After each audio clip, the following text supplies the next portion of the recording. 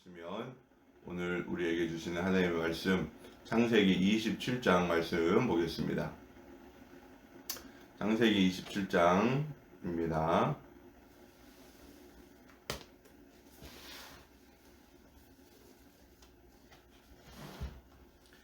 어,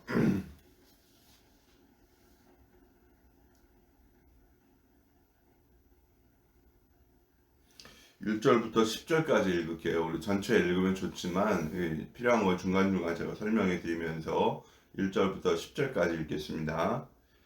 이삭이 늙어서 눈이 어두워 잘 볼 수 없게 된 어느 날 맏아들 에서를 불렀다. 나의 아들아. 에서가 대답하였다. 예, 제가 여기에 있습니다. 이삭이 말하였다. 얘야 보아라. 너희 아버지가 이제는 늙어서 언제 죽을지 모르겠구나. 그러니 이제 너는 나를 생각해서 사냥할 때 쓰는 기구들 곧 화살통과 활을 메고 들로 나가서 사냥을 해다가 내가 좋아하는 별미를 만들어서 나에게 가져오너라.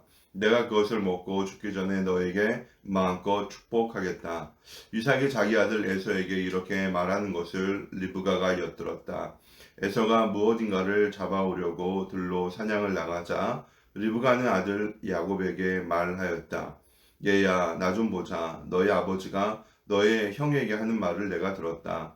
사냥을 해다가 별미를 만들어서 아버지께 가져오라고 하시면서 그것을 잡수시고 돌아가시기 전에 주님 앞에서 너희 형에게 축복하겠다고 하시더라. 그러니 얘야, 너희 어머니가 하는 말을 잘 듣고 시키는 대로 하여라. 염소가 있는 데로 가서 어린 것으로 통통한 놈 2마리만 나에게 끌고 오너라. 너희 아버지가 어떤 것을 좋아하시는지 내가 잘 아니까 아버지가 잡수실 별미를 만들어 줄 터이니 너는 그것을 아버지께 가져다 드려라. 그러면 아버지가 그것을 잡수시고 돌아가시기 전에 너에게 축복하여 주실 것이다. 아멘. 할렐루야. 네. 하나님의 크신 은혜가 또 오늘 신년주일 예배를 드리는 우리 참교회 가족들 모두에게 넘치시기를 주님의 이름으로 축복합니다. 여러분 구기 종목 아시죠? 뭐 농구, 축구, 배구 뭐 이런 구기 종목. 예. 구기 종목 중에 특별히 농구, 이 축구, 또 럭비 뭐 이런 경기들을 보면요.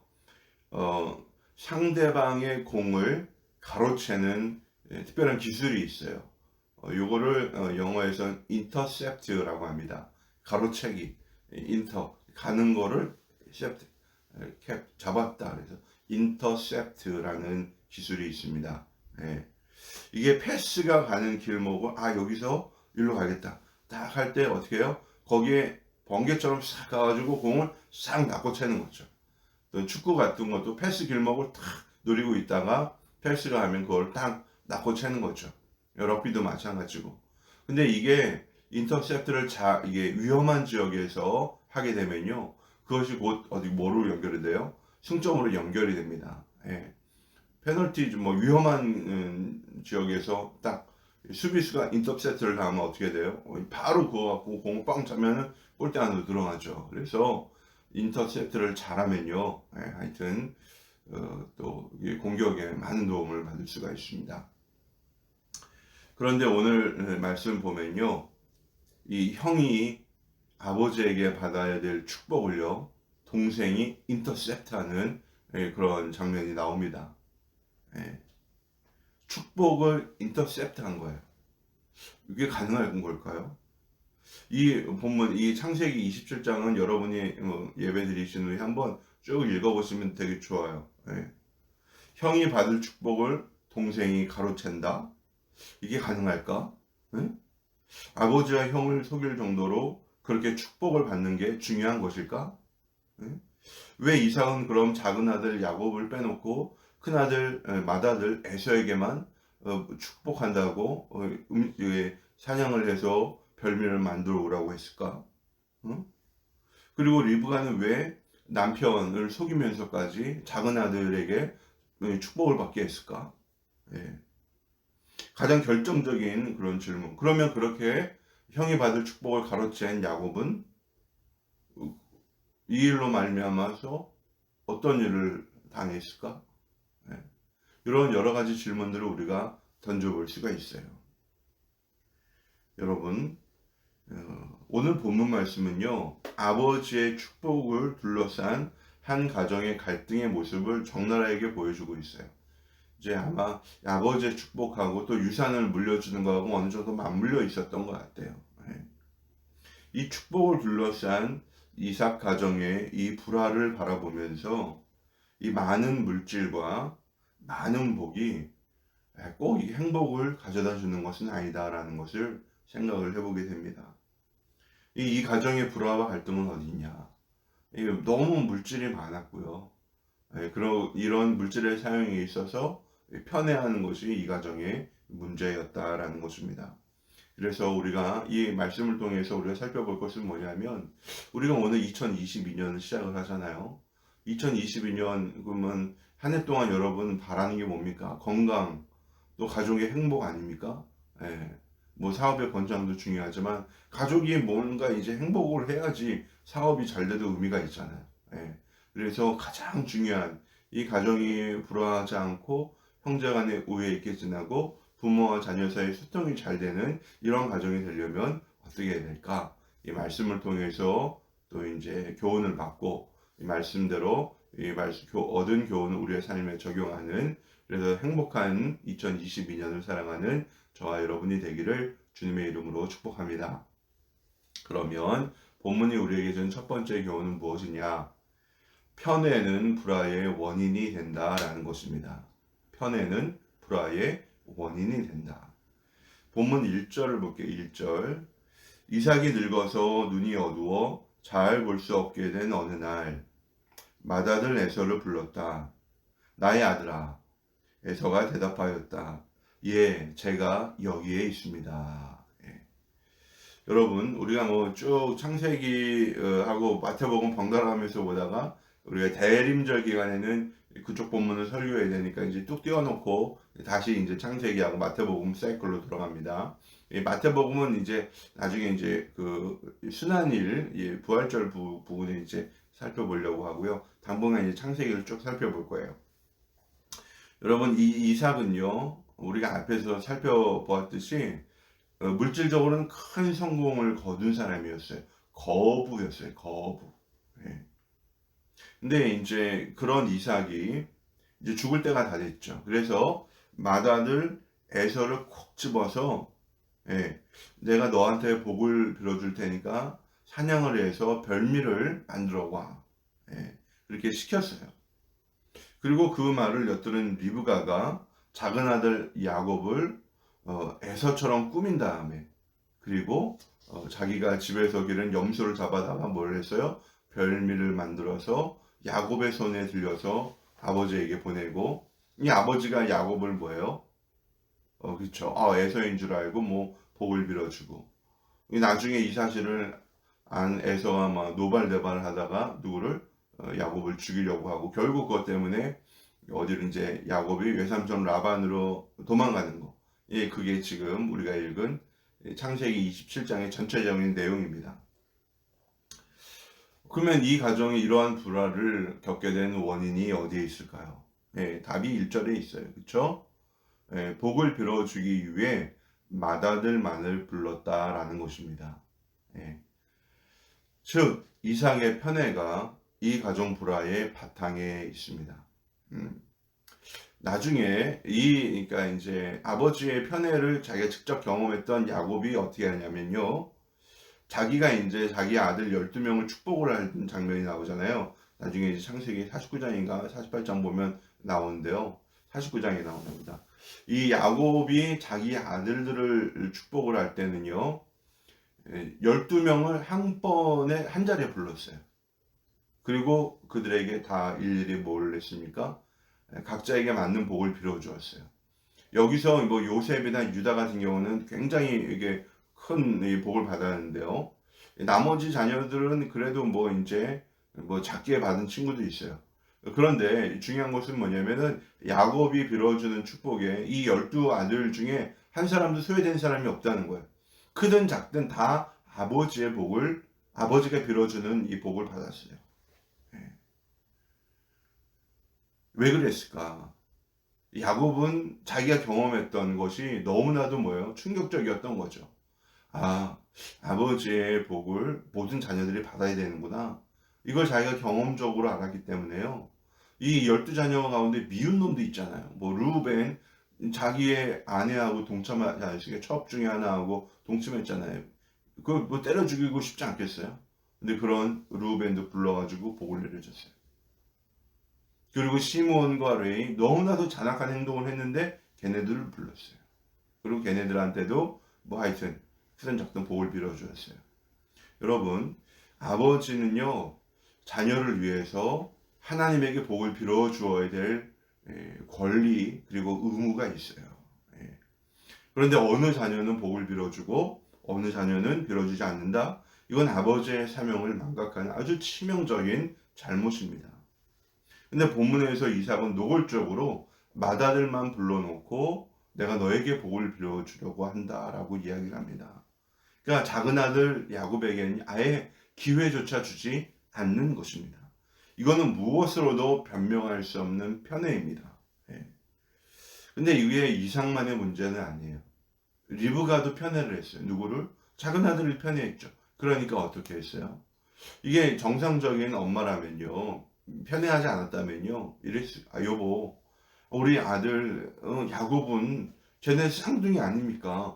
같은 날 같은 시간에 태어났는데 어떻게 조금 먼저 태어났다고 해서 에서만 복을 빌어주고 작은 아들 야곱에게는 기회를 안 줍니까? 이렇게 하면 안 돼요. 그러니까 야곱에게도 복을 빌어줄 기회를 줍시다. 이렇게 설득을 해야죠. 근데 리브가가 어떻게 했어요? 그런 남편을 속여 먹었잖아. 별명을 하고 그 잡은 염소로 야곱을 꾸며서 마치 에서인 것처럼 들여보내서 형이 받아야 될 축복을 뭐예요? 동생이 받게 했잖아. 이게 리브가도 뭐였어요? 잘못이 있는 거예요. 네. 그러니까 이삭이나 리브가나 이 부모는 심각한 문제가 있었던 것입니다. 여러분 자녀를 키우는 입장에서요. 공평하게 사랑하는 게요. 이게 쉬운 일은 아니에요. 네. 부모의 사랑이 치우치게 되면요. 근데 그것이 가정의 불화와 그리고 형제 간의 갈등을 가져오게 됩니다. 그래서 이 부모로서는요. 편애하지 않는 사랑이 아주 중요해요. 예. 자녀가 하나여도 그렇죠. 뭐 여러분 그럼 어떻게 되는지 아세요? 예. 부모 중에 누구만 챙겨주는 그런 경우가 생겨날 수 있어요. 예. 부모의 사랑을 고르게 받아야 되는데 자녀가 예. 그런 뭐 엄마의 사랑만 아니면 아빠의 사랑만 받는다든지 이런 식으로 될 수도 있거든요. 이거 문제가 됩니다. 그러면 우리가 어떻게 편애하지 않고 공평하게 자녀를 사랑하고 널 사랑으로 이 자녀들을 양육할 수 있을까? 이거 우리가 한 가지를 깨달으면 됩니다. 이게 뭐냐면요. 자녀가 내 소유가 아니라 하나님이 나에게 맡겨주신 고귀한 존재임을 깨달아야 돼요. 알아야 합니다. 여러분 이 에서하고 야곱이 어떻게 태어났어요? 애가 태어나지 않으니까 이삭이 하나님께 기도해서 태어난 아이가 이 쌍둥이 자녀 아닙니까? 얼마나 소중해요. 그리고 이제 이 아이들이 태어날 때 리브가 또 뭘 받았어요? 그렇죠. 예언의 말씀 들었잖아요. 큰 자가 작은 자를 섬기리라 이 말씀을 들었잖아요. 이거 얼마나 소중한 아이들입니까? 여러분 자녀를요 내 소유라고 생각하면 내 마음대로 다루기 쉬워요. 그렇지만 그것은 전적인 부모의 착각입니다. 자녀는 비록 내 몸을 통해서 나왔지만 자녀는 하나님이 보내주신 선물이에요. 나의 자녀이기 전에 먼저 하나님의 자녀라는 것을 우리가 알아야 합니다. 그래서 이 자녀가 받은 재능을 꽃피우며 행복하게 살아갈 수 있도록 하나님 나라와 그 영광을 위해서 이 자녀가 살아갈 수 있도록 이 자녀를 잘 양육하는 것이 뭐예요? 부모에게 주어진 사명이에요. 그리고 이 자녀를 양육하면서 부모도 동시에 어떻게 됩니까? 성장하게 됩니다. 온전한 인격체로 성장을 하는 거예요. 그러니까 이 자녀와 부모는요, 함께 커나가는 거예요. 우리 큰아이가 저에게 가끔 하는 말이 있어요. 엄마 아빠는 모든 거를 다 아는 줄 알았대.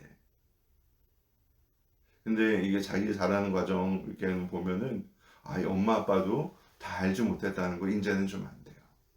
그러면서 그럼에도 불구하고 최선을 다해서 우리를 길러주셔서 고맙습니다. 이게 이제 우리 큰아이가 가끔 하는 말이에요. 여러분, 하나님이 보내주신 자녀를요, 우리가 공평하게 사랑을 하고 말씀으로 양육하지 않으면요, 그거는 자녀에게도 그렇지만 하나님 앞에 범죄하는 것이라는 것을 우리가 분명히 깨달아야 합니다. 그래서 우리가 자녀를 대할 때 나의 소유라다, 내가 낳았으니까 내 거지, 뭐 이런 식으로 생각하는 것을 버리고 하나님이 맡겨주셨다. 나는 양육자고 진짜 우리 부모는 우리 하나님이시다. 이런 마음으로 우리가 이 자녀를 양육하게 되면 이 편애라는 감정에서 벗어나게 되는 줄로 믿습니다. 저는 사남매 중에서 셋째로 살았어요. 태어났어요. 위로 형님, 누님, 그 다음에 우리 제 남동생 이렇게 사남매로 자랐어요. 평범한 목회자 가정에 아이만 내시고요. 우리 할머니도 모시고 살았으니까요. 7명이 부대끼면서 살았어요. 우리 부모님이 정말 고생하셨습니다. 아이들을 구김없이 키운다는 것이 이제 쉽진 않은 문제였죠. 어머님은 저희랑 끊임없이 이제 이야기를 나누셨던 것 같아요. 고등학교 때인가 저희 가장 큰 불만은 뭐냐면요. 용돈이 너무 적다는 거예요. 한 달 동안 이제 학교가 좀 멀어가지고 버스를 타고 다녀야 되는데 버스만 타고 하면은 끝이야. 중간에 뭐 간식을 사 먹다거나 뭐 친구랑 어디 뭐 한다 그런 거는 꿈도 꾸지 못하고 그냥 버스만 타고 다니면 딱 끝이니까 얼마나 뭐 하여튼 그렇게 그랬어요. 그래서 제가 어느 날 엄마 찾아가지고 진지하게 따져 물었어요. 엄마 제 용돈이 너무 적습니다. 막 얘기를 해가지고 하는데 우리 어머니가 무슨 수첩 비슷한 걸 보여주시더라고요. 그러니까 정식 가계부는 아니고 이제 하여튼 가계부 역할을 하는 그런 수첩이었어요. 제가 그 수첩을 보니까요, 아버지 그 사례비를 받아서 이게 살림을 해야 하는 건 기적이에요, 기적. 어떻게 이렇게 7식구를 먹이고 또 아이들을 기르면서 사는지 제가 그 수첩을 보고 굉장히 부끄러웠어요. 저는 이제 뭐 형이나 누나에 비해서 용돈이 너무 적다라고 이제 불만의 입장이었는데 그때 뭐 형이나 누나는 다 대학생이었고 이게 또 그러니까 써야 될 돈들이 있잖아요. 저는 그냥 잘 먹고 문제집 정도만 사면 되는 그런 학생이었으니까 저의 그런 투정을 화내지 않고 차근차근 설명을 해주신 그 어머니를 통해서 제가 이제 그 후로는 그걸 가지고 어떻게 이제 불만을 얘기하지 않았던 것 같아요. 여러분 자녀를 일부러 편애하는 부모는 없을 거예요. 그러나 의도치는 않더라도 자녀들이 만약 그런 감정을 느낀다면요 어떻게 해야 돼요? 그 문제를 가지고 충분히 대화를 하면서 풀어줘야 합니다. 그래서 그 문제가 굼지 않도록 해야 하는 것입니다. 그리고 자녀에게 여러분이 이야기를 해주시는 거 뭐라고? 너는 나의 자녀이기 전에 먼저 하나님의 자녀다. 하나님이 너를 사랑하시고 너의 필요를 채워주실 거야. 그리고 엄마 아빠가 너를 위해서 기도하면서 너를 도와주고 있으니까 하나님 우리를 도와주실 거야.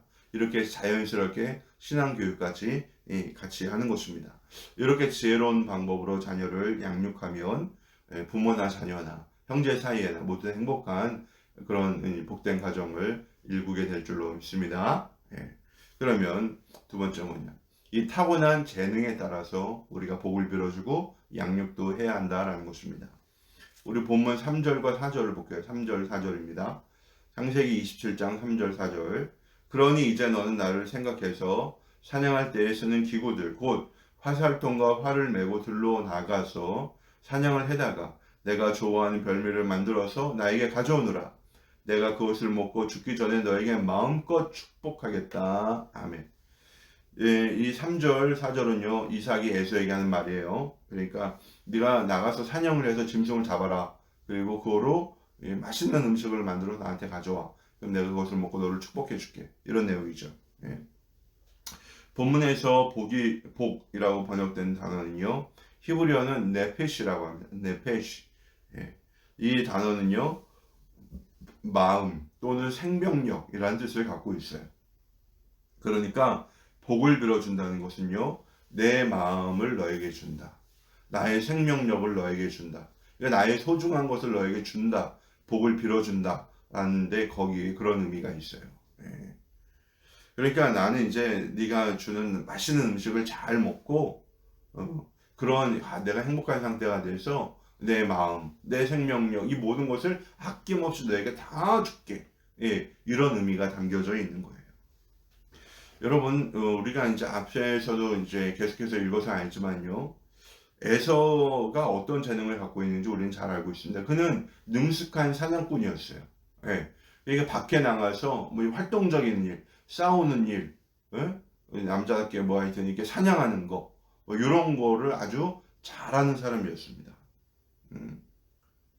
반면에 이런 에서와 달리 야곱은요 아주 가정적이었어요. 그러니까 형은 별로 나가서 사냥을 한 동안 야곱은 집에서 팥죽을 쓸 정도니까 뭐예요? 예, 집안 살림을 잘했죠. 그리고 나중에 라반의 집에 가서 양이나 염소를 키우는 것을 보면요 아주 이게 집안의 이 양이나 염소도 잘 키우는 그런 사람이었던 것 같아요. 그러니까 이 야곱은요 집안 관리에 능한 사람이에요. 예. 이게 에서는 활동적이고 야곱은 집안 관리를 잘하고 이러한 자녀들의 특징이 있습니다. 그러면 여러분 이삭이 어떻게 해야 됐을까요? 그렇죠. 자녀들의 특징에 맞게 그들에게 복을 빌려주면 돼요. 그러니까 에서를 위해서는 우리 에서는 능숙한 사냥꾼입니다. 들로 산으로 나가서 자기가 좋아하는 사냥도 마음껏 할 뿐만 아니라 집안에 위기가 닥쳤을 때 그 능숙한 사냥 실력을 가지고 잘 싸워 이길 수 있는 그런 에서가 되게 해주세요. 이렇게 복을 빌어주면 되고 야곱을 위해서는 어떻게 돼요? 우리 야곱은 집안 살림을 잘합니다. 그가 손은 대는 것마다 복받게 하여 주시고 이 집안이 풍성하게 해주세요. 이렇게 복을 빌어주면 돼요. 자기가 가진 이 모든 축복의 권리를 한 자녀에게 몽땅 쏟아부어는 주는 게 아니라 이 자녀가 가진 재능에 따라서 그것을 잘 발휘해 갈 수 있도록 거기에 따라서 복을 빌어주고 그렇게 양육을 하면 되는 것입니다. 예, 잘하는 것을 더 잘하게 만들면 돼요. 우리가 자녀를 양육할 때요. 이게 자녀의 재능을 생각을 하지 않고 양육을 하게 되면요. 좀 문제가 생깁니다. 자녀의 재능을 고려하지 않고 부모가 바라는 대로 키우게 되면요. 아주 심각한 문제에 봉착하게 됩니다. 예. 그래서 자녀가 잘하는 것을 발견하면요. 그 부분을 더 잘할 수 있도록 북돋아주고 격려해 주어야 돼요. 예. 이게 잘하는 것을 더 잘할 수 있도록 만들어주는 게 좋은 부모입니다. 이삭이 지혜로운 사람이라면 아들들이 각자가 가진 재능을 그리고 장점을 키워갈 수 있도록 그렇게 길러줬을 거예요. 예. 그런데 이 이삭이 그렇게 하지 못했어요. 이게 바로 뭐예요? 그 가정의 불화의 원인이 되었던 것이죠. 그러므로 사랑하는 여러분, 자녀를 양육할 때요, 이 자녀들의 각자가 가진 장점을 잘 발휘할 수 있도록 도와주시기 바랍니다. 그리고 그런 아이들을 마음껏 축복하는, 그 아이의 재능에 따라서 축복하는, 그리고 그것을 길러주는 우리 지혜로운 부모가 되시기를 주님의 이름으로 축복합니다. 그리고 마지막 세 번째 뭡니까? 진짜 행복한 가정이 되려면요, 부모와 자녀 사이에 거짓이 없어야 한다는 것입니다. 예. 우리 42, 43절 볼까요? 42, 43절 시작. 리브가는 맏아들 에서가 하고 다닌 말을 전해 듣고는 작은 아들을 불러다 놓고서 말하였다. 너의 형 에서가 너를 죽여서 한을 풀려고 한다. 그러니 나의 아들아, 내가 시킨 대로 하여라. 이제 곧 하란에 계시는 라반 외삼촌에게 가거라 그랬어요. 여러분 이제 별미를 만들어 먹고 마음껏 축복하게 하라는 이 이삭의 말을 듣고 어떻게 했어요? 이제 리브가가 자기 야곱을 이렇게 꾸며가지고 이제 그 복을 대신 가로채게 했죠. 받게 했죠. 예. 보통 사냥을 나가게 되면요, 바로 사냥감을 잡아오는 게 아니죠. 예, 좀 이제 하여튼 늦지막한 오후에나 들어오게 되고요. 그걸 또 사냥한 거를 요리를 하게 되면 시간이 걸리잖아요. 근데 사냥을 나간 지 얼마 되지 않았는데 바로 음식을 갖고 오니까 뭐예요? 이삭이 깜짝 놀란 거죠. 네가 언제 나왔는데 벌써 오냐? 그러니까 야곱이 에서인 것처럼 하고 대답을 하죠. 하나님이 사냥감을 금방 만나게 해주셔서 잘 잡았어요. 그래, 그래, 너 근데 어떻게 목소리는 형 에서의 목소리인데 네 몸에 난 네 털을 보니까 너는 꼭 뭐야? 누구 같다? 에서 같구나. 목소리는 야곱인데 털은 에서 같다 그랬어요. 그러니까 아마 이 상태 이상은요, 나이가 들어서 눈이 어두웠다 그랬잖아요. 1절에 보면요. 그러니까 어두워서 깜깜한 장님이 된 거예요. 그래서 이 아들이 진짜 에서인지 야곱인지 구분할 수 없을 정도로 그렇게 상태인 거였죠. 그때 이제 그런 점을 이용을 해서 이제 형 에서가 받은 축복을 대신 가로채 받은 것입니다.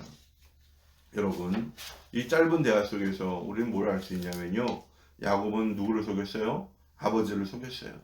그리고 또 뭐였어요? 하나님의 이름도 팔아먹었어요. 예.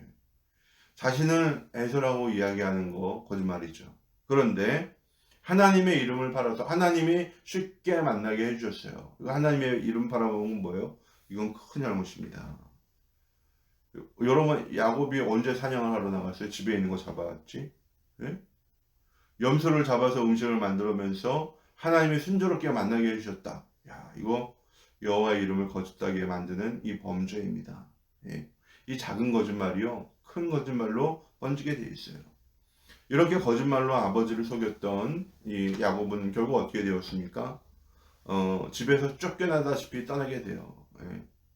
별물을 먹은 이삭이 그 음성을 하여튼 그 음식을 들고 온 야곱을 막 축복을 해주고 나니까 나중에 뒤늦게 에서가 뭐예요? 사냥을 해서 음식을 해서 오잖아요. 그러니까 너 누구야? 내가 좀 전에 복을 빌어줬는데. 내 동생 야곱이 아버지를 속이고 나를 속이고 내가 받을 축복을 대신 다 받았네요. 이 나쁜 놈 내가 찢어 죽이겠다, 뭐 때려 죽이겠다. 이렇게 이제 에서가 나온 거죠. 그래서 이제 이 에서가 길길이 날뛰면서 동생을 죽이겠다고 하니까 어떻게 했어요? 어머니 리브가가 야곱을 이제 하여튼 잠시 외삼촌의 집으로 피신을 보내죠. 네. 그러고 나서 얼마 있다가 돌아왔어요? 20년 후에 돌아왔습니다. 20년 후에. 성경은 야곱이 리브가를 다시 만났다라는 기록이 없어요. 그러니까 그들이 기대했던 죄가 없어요. 예. 또 아버지를 속였던 야곱은 외삼촌에게 속아서 20년 동안 일을 해야 했습니다. 그리고 나중에는 자기 아들들에게도 속았잖아요. 그렇죠? 요셉의 문제로 요셉을 시기한 누가? 그 야곱의 다른 아들들이 요셉 팔아먹고 나서 죽었다고 거짓말을 해가지고 야곱을 아주 시리에 빠뜨렸잖아요. 이 남을 속였던 대가, 아버지를 속였던 대가를 아주 처절하게 치르고 말았습니다. 여러분, 이 본문 말씀에서 우리는요, 편애 그리고 거짓이 한 가정을 얼마나 철저하게 파괴하는지 지켜봅니다. 아무 문제가 없었던 것처럼 보였던 이삭의 가정은요, 이 사건으로 말미암아 거의 풍비박산이 났어요. 많은 물질이 있었어요. 이 가정은요, 그냥 공식적으로 성경이 인정한 거부예요. 근데 그 물질이요, 가정의 평화를요, 지켜주지 못했어요. 오히려 이 많은 물질이 그 가정을요, 분열시켰다라는 것입니다. 돈이 많으니까 그 돈을 가지고 싸우는 거죠. 누가 더 많은 유산을 받느냐, 누가 더 많은 사랑을 받느냐. 여러분, 가정의 평화는요, 물질로 지켜주는 게 아니에요. 물론 물질이 있으면 좋죠. 근데 가정의 평화를 지켜주는 거는요, 믿음과 사랑과 진실이 지켜주는 것입니다. 그리고 진정한 축복은요, 물질이 많고 적음에 있는 게 아니에요. 하나님을 향한 믿음과 그리고 공평한 사랑에 이 가정의 평안이 달려 있는 것입니다. 그래서 한 해를 시작을 하면서요, 우리 가정이 정말로 행복한 가정이 되려면요, 어떻게 해야 돼요? 자녀는 나의 자녀가 아니라 누구다? 하나님이 맡겨주신 자녀다. 그리고 이 자녀들은 부모님을 누구처럼 생각해야 돼요? 하나님처럼 생각을 하면서 뭐예요? 순종하는 것이죠. 그리고 뭐예요? 이 부모와 자녀 사이에 거짓이 없이 모든 것을 대화하면서 또 인내하면서 풀어내면요. 바로 이 이삭의 가정에 찾아왔던 불행이 우리의 가정에는 찾아오지 않게 될 줄로 믿습니다. 그래서 여러분, 오늘 이제 예배를 드리신 후에 가족들이 한 자리에 모이세요. 그래서 뭘 합니까? 한 해 우리 나의 소원을 가족끼리 서로 나누세요. 그리고 이 나눈 기도의 제목을 가지고 서로 어떻게 기도할지 하는 거죠. 저는 올해 수능을 봐요. 수능에서 몇 점 맞아서 어느 학교를 갔으면 좋겠어요. 어느 쪽으로 진로를 했으면 좋겠어요. 이렇게 결정을 하는 거죠. 그렇게 기도 제목을 내놓고 같이 기도하는 거예요. 저는 올해 군에 가요. 뭐 군생활 잘했으면 좋겠어요. 건강하게 제대했으면 좋겠어요. 저는 지금 알바를 하고 있는데 알바 좀 안정적인 곳으로 옮기고 싶어요. 뭐 이런 것들. 저는 올해 취업을 하는데 직장에 잘 적응하고 싶어요. 예, 이런 것들. 저는 건강에 문제가 있는데 올해는 이 건강의 문제가 해결되길 바랍니다. 뭐 이렇게 가족들끼리 기도 제목을 나누고 서로를 위해서 기도해 주는 거죠. 예, 그리고 이런 모임을 어떻게 해요? 규칙적으로 하는 거예요. 그리고 오늘처럼 이 말씀을 가지고 서로 이야기하고 교제하는 이런 모습이 일상이 된다면 2022년 우리 가정은요, 이 사단 마귀가 흔들지 못하는 아주 튼튼하고 행복한 그런 가정이 될 줄로 믿습니다. 오늘 창세기 27장을 통해서 받은 교훈을 깊이 간직하시고 하나님이 기뻐하시는 거룩하고 아름다운 가정을 일궈나가는 저와 여러분 되시기를 주님의 이름으로 축복합니다.